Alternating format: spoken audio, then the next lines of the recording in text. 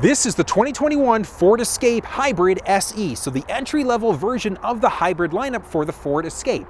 Now, I'm excited to be sharing this thing with you today because it is a great entry-level vehicle at a competitive price point.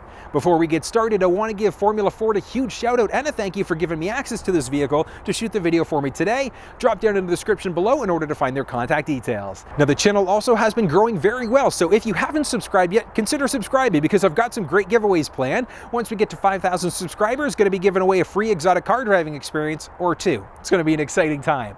But let's dive into it and see what the new 2021 Ford Escape SE Hybrid has to offer.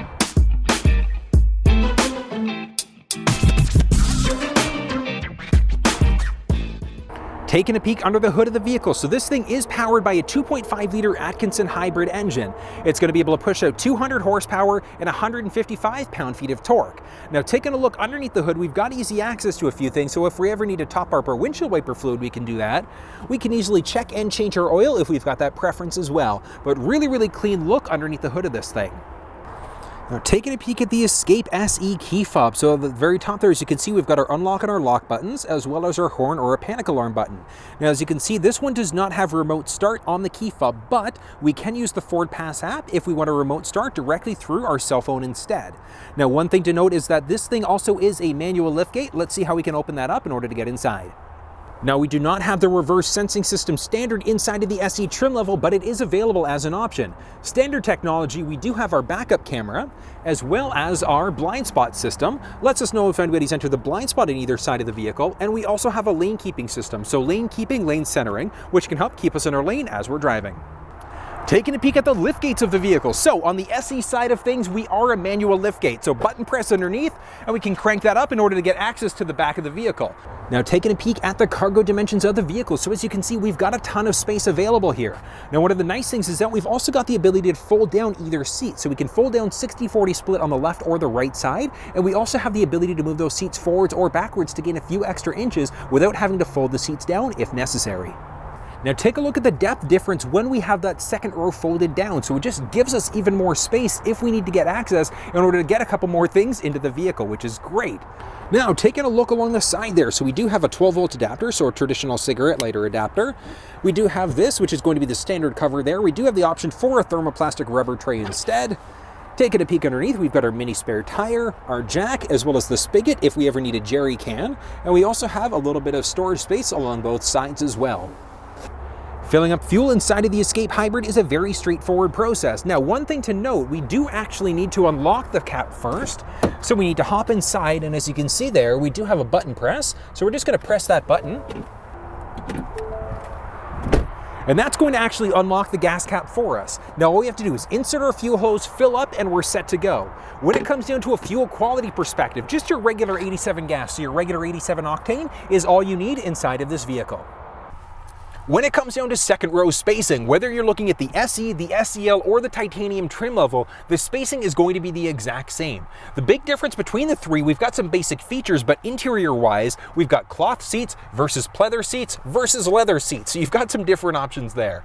Now, looking at the trim levels, whether you're looking at the SE, SEL, or titanium, we've got second row adjustable seats. So if you take a look there, the seat on the passenger side is pulled up as far as it'll go. This row also has the capability to do that. So we can slide it forward. Now, I've got the driver's seat set up for somebody who's 6 feet tall. I'm 6 feet tall. I still have a tiny little bit of room for my knees there. I've got a little bit of foot space, and then up overhead, because this one does not have the sunroof, I've got about 2.5, almost 3 inches of head space up overhead. So something to take into consideration. If you've got taller people, they might need to sit in the front of the vehicle, and you may have to look at an option without that sunroof. But I love the fact we've got the ability to move this thing forwards and backwards, and we've also got the ability to do a slight recline on the actual seat, the bench itself, which is kind of neat. Now, looking at some basic technology inside of the vehicle. So in the SE trim level down below, as you can see there, we've got a few USB ports, so our USB as well as our USB-C. We also do have a little pocket there. There's not one on the driver's side, so strictly passenger. And on top of that, we do not have cup holders inside of the SE trim level of the vehicle in the back row. Looking along the driver's side door of the SE version of the vehicle. So as you can see there, we've got our unlock and our lock buttons, the ability to kill off power to those rear windows, adjust our side view mirrors, and then our window up and down. Now, one thing to note is that it is one button press for just the driver's side inside of the SE trim level.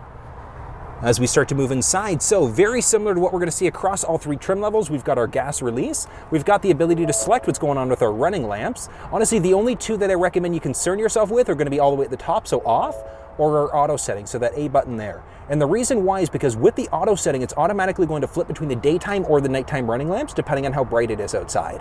And from there, we've also got the ability to either increase or decrease the brightness of that instrument cluster screen. Adjusting the driver's seat inside of the SE version of the vehicle is going to be a manual process. Same thing with the passenger side of things. So adjusting the driver's seat, we've got a little lever in the front there. We can grab that in order to slide the seat forwards and backwards. And on top of that, we've also got a few other levers there. So this first one is going to bring the seat either up or down. So if you're a little bit shorter, you've got the capabilities to raise that seat up or lower it if we need to. And then the next one is going to be for our backrest. So we can pull that up in order to bring our backrest forwards and backwards as necessary.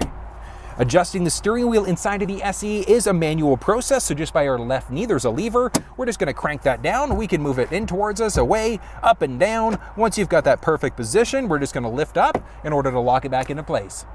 This is the Sync 3 system that's going to be standard on the 2021 Ford Escape Hybrid. Whether you're looking at the SE, SEL, or the titanium trim level, it's going to look the same. Now, one thing to note, this one's got the factory navigation, and the reason why is because we've got the Copilot 360 package, which also gives us that adaptive cruise control. Now, if for whatever reason you chose not to get that package, yours doesn't have factory navigation, don't worry about it, because the Sync 3 system gives us the ability to use either Android Auto or Apple CarPlay directly through this middle screen. So we can use Google Maps, we can use Apple Maps or Waze directly through this middle screen, which is incredible. We've got some basic audio settings, phone navigation, things like that. If you want to find out more information about how this screen works, check down in the description below because I have put together a full walk-around video about Sync 3 and how that system works. We've got some other basics though, so we've got the ability to adjust our clock, phone, we've got some driver assistant settings. So this is actually a really neat one. We've got our adaptive cruise control, intelligent cruise control, lane keeping system, pre-collision assist, and a number of other things. Blind spot system lets us know if anybody's entered the blind spot at either side of the vehicle, so you can see that highlighting orange there, but that's going to highlight orange if anybody's entered the blind spot on either side. We've got grade assist, cross traffic alert, and a number of other things as well.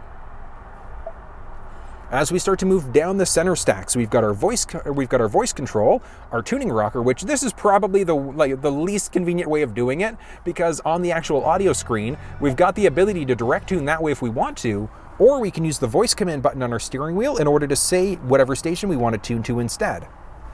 Moving down, we've got some basic audio settings, change between stations, play or pause. We can also kill off power to the screen, so we've got a calming screen or a blank screen instead. Bring it back to life. As we start to scroll down, we've got our four-way blinkers, we've got dual zone climate control inside of this vehicle, we've also got heated seats, which is great. We've got the ability to figure out what's going on with our climate control settings. As we start to move down, we've got a few USB ports, so our USB and our USB-C, as well as a traditional cigarette lighter adapter. Moving down a tiny little bit more. So this one does have a rotary dial, and that's the same across the Escape trim level now. So we've got our park, reverse, neutral, drive, and then our low gear. Moving down a bit more, we've got our electronic parking brake and auto hold setting, which essentially think of it as if you're driving a standard transmission vehicle and you put your vehicle in neutral. So if you have this setting on, if you take your foot off the brake, the car's not going to move, which is kind of neat. We've got a series of selectable drive modes. So we've got our normal mode, we've got our eco, sport, slippery, deep snow and sand, back to our normal mode again. Each mode is going to do something different. So if you're in the sport mode, for example, it might hold the gears a little bit longer in between shifting. Next up, let's take a peek at the steering wheel. So this is the SE trim level of the vehicle, and a couple things to note. This one does have the Copilot 360 Plus package, which is going to give us adaptive cruise control as well as factory navigation in that middle screen. Now, if we didn't have that Copilot 360 package, these buttons would look different. We would just have our normal cruise control instead. But the adaptive side of things, we've got the ability to turn the system on or off as necessary, and we've also got the ability to use our distance indicator. So that's going to let the vehicle know how far or how close we want to be from the vehicle that's in front of us. Once we get to the speed we'd like to, we can either increase or decrease to set our speed, and we can cancel it out from there, or we can turn the system off. Now, we do have a lane keeping system, but we've got our lane centering system as well. So lane centering system works three different ways. First way, if we start to veer over into a lane without signaling, the steering wheel is actually going to shake, almost as if we're running over rumble pavement. Way number 2, if we start to veer over without signaling, this vehicle will actually take over the steering wheel and it'll recenter us and pull us back into our lane. Way number 3 is a combination of both. So it'll give us a shake and it'll recenter us and pull us back into our lane. Looking along the right-hand side, we've got the ability to move up and down between active screens. So we've got our tire pressure, fuel economy, trip counters.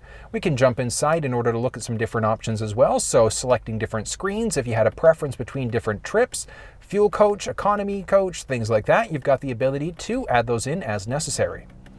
Audio, we can change between our AM, FM, Sirius XM. If your phone was connected, that would also show up. Navigation, we can look at previous addresses, your home address, etc. Now, if your vehicle did not have navigation, that option would just not be there. And we've got our phone settings, our basic settings, so we can look at our brake coach, oil life, or neutral tow, as well as our display settings. So we can include miles per hour there, and we can also look at our driving history as well. As we start to move down, we've also got the ability to either change between songs or radio stations. We can hang up on a phone call or we can answer a phone call. And then we've also got our voice dictation button. So that's going to give us the ability to either make phone calls, we can change the radio station, or we can navigate, if it's available, directly through that middle screen. Now, one thing to point out is that we do have Sync 3, which gives us Android Auto and Apple CarPlay capabilities. So we can use Android Auto and Apple CarPlay. Now, one other thing to note is that the Sync 3 screen does have Android Auto and Apple CarPlay capabilities, which means that we can use Waze, Google Maps, or Apple Maps directly through that middle screen.